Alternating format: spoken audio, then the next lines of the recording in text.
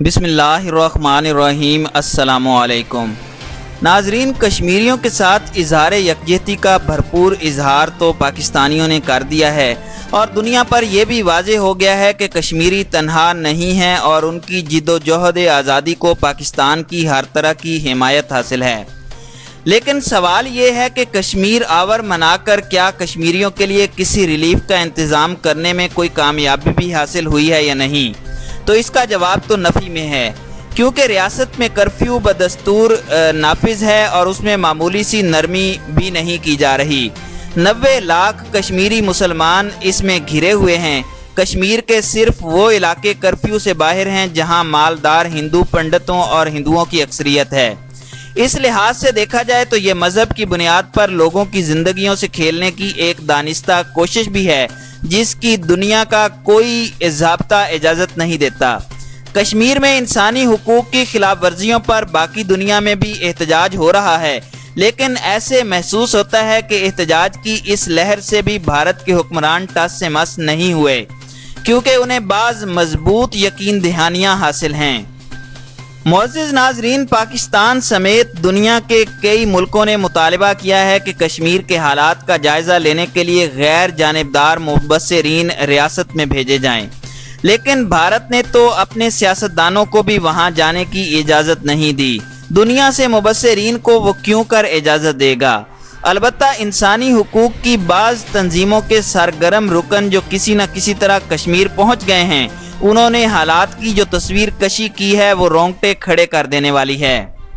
ان کے بقول پوری ریاست میں قبرستان کا سا سناٹا ہے اور جیتی جاگتی بستیاں موت کے منہ میں جا رہی ہیں۔ ان حالات کا خود بھارتی سیکیورٹی فورسز کے بعض زندہ ضمیر ارکان پر بھی اثر ہو رہا ہے اور وہ ملازمت سے استعفیٰ دے کر کورٹ مارشل کا سامنا تک کرنے کے لیے تیار ہیں۔ پاکستان کے احتجاج اور اظہار یکجہتی کے نتیجے میں اگر مبصرین کی ٹیمیں کشمیر جانے میں کامیاب ہو جاتی ہیں یا کرفیو کا خاتمہ ہو جاتا ہے تو یہ بہت بڑی کامیابی ہوگی۔ 5 اگست سے مقبوضہ کشمیر میں کرفیو نافذ ہے اور کشمیریوں کی زندگی اجیرن ہو کر رہ گئی ہے۔ ہسپتالوں میں ادویات نہیں، مریضوں کا علاج معالجہ موقوف ہو کر رہ گیا ہے۔ ضروری آپریشن بھی ملتوی کر دیے گئے ہیں۔ زندہ درگور انسانوں کے لیے خوراک کا حصول مشکل ہو گیا ہے۔ بھارتی سیکیورٹی فورسز نے 5 اگست سے پہلے ہی ریاست میں موبائل فون اور انٹرنیٹ کا سلسلہ ختم کر دیا تھا۔ کرفیو کے دوران اخبارات شائع نہیں ہو رہے۔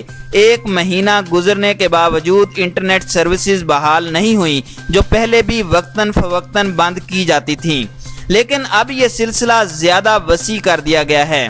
مخصوص علاقوں میں بہت تھوڑی تعداد میں لینڈ لائن ٹیلی فون کام کر رہے ہیں، جن پر بات کرنے والوں کا ہجوم جمع رہتا ہے۔ طویل کرفیو سے بچے بری طرح متاثر ہو رہے ہیں اور خوراک نہ ملنے سے ان کی اموات واقع ہو رہی ہیں۔ ہماری عالمی تنظیموں سے گزارش ہے کہ وہ اشیاء خوراک اور ادویات لے کر کشمیر پہنچیں، نیز اب تک جو لوگ لاپتہ ہوئے ہیں ان کی فہرست مترتب کر کے ان کے لواحقین کو بتایا جائے کہ انہیں کس جیل میں رکھا گیا ہے۔ یہ وہ چند ریلیف ہیں جو کشمیریوں کو فوری طور پر درکار ہیں اور ان پر توجہ دلانے کی ضرورت ہے۔ کشمیریوں کی جد و جہد آزادی بے شک فیصلہ کن موڑ پر آ گئی ہے اور دنیا بھر میں لوگوں کو اس بات سے آگاہی ہو رہی ہے کہ کشمیری کس حال میں ہیں۔ پاکستان کے عوام نے ایک بار پھر کشمیریوں کے حق میں آواز بلند کر کے ثابت کر دیا ہے کہ وہ ان کی جائز، منصفانہ اور مبنی برحق جد و جہد میں ان کے ساتھ کھڑے ہیں اور آئندہ بھی ہر جمعہ کو اپنے جذبات کا اظہار کرتے رہیں گے۔ لیکن اس موقع پر حکومت پاکستان کو اپنی سفارتی سرگرمیاں تیز تر کرنے کی ضرورت ہے۔ ان حالات میں وزیر خارجہ شاہ محمود قریشی کو نہ جانے کیا سوجی کہ وہ تھر میں جلسہ عام کرنے جا رہے ہیں، حالانکہ انہیں جلسے کرنے کی بجائے سفارتی طور پر زیادہ سرگرم ہونا چاہیے اور ان ملکوں کے دارالحکومتوں میں ہونا چاہیے جو بھارت پر اثر انداز ہو سکتے ہیں۔ کشمیر پر پارلیمانی کمیٹی کے سربراہ سید فخر امام کو بھی بیرونی دوروں پر ہونا چاہیے۔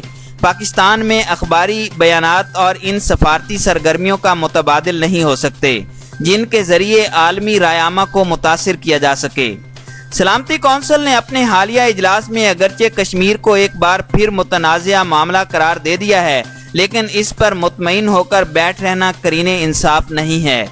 ضروری ہے کہ سلامتی کونسل کا اجلاس بلا کر ان اقدامات پر غور کیا جائے جو پہلے تو کشمیریوں کی زندگیوں کو بچائیں اور پھر ایسی حکمت عملی اپنائیں کہ یہ خطہ جنگ کے شعلوں کی لپیٹ میں نہ آ جائے۔ جو لوگ ایٹمی جنگ کے حوالے سے غیر ذمہ دارانہ بیانات دیتے رہتے ہیں وہ بھی اپنی اداؤں پر غور کریں تو اچھا ہوگا۔ جنگ کوئی بچوں کا کھیل نہیں اور ایٹمی جنگ تو اربوں انسانوں کو پل بھر میں نگل جائے گی۔ یورپی پارلیمنٹ نے مقبوضہ کشمیر کی صورتحال تشویشناک قرار دیتے ہوئے بھارت سے کہا ہے کہ پاکستان سے مذاکرات کیے جائیں۔ اجلاس میں مطالبہ کیا گیا کہ کشمیر کی خصوصی حیثیت ختم کرنے والے آرٹیکل 370 اور 35A بحال کیے جائیں۔ کشمیر کا مستقبل طے ہونا چاہیے، کرفیو ہٹایا جائے۔ مودی انتظامیہ کا رویہ افسوسناک ہے۔ سخت کرفیو کے نفاذ اور مواصلاتی رابطوں کی معطلی کے باعث وادی اور جموں کے 5 اضلاع کا 1 ماہ سے دنیا سے رابطہ منقطع ہے اور معمولات زندگی بری طرح مفلوج ہیں۔ تعلیمی ادارے طلباء و طالبات سے خالی ہیں اور گلیاں اور بازار سنسان پڑے ہیں۔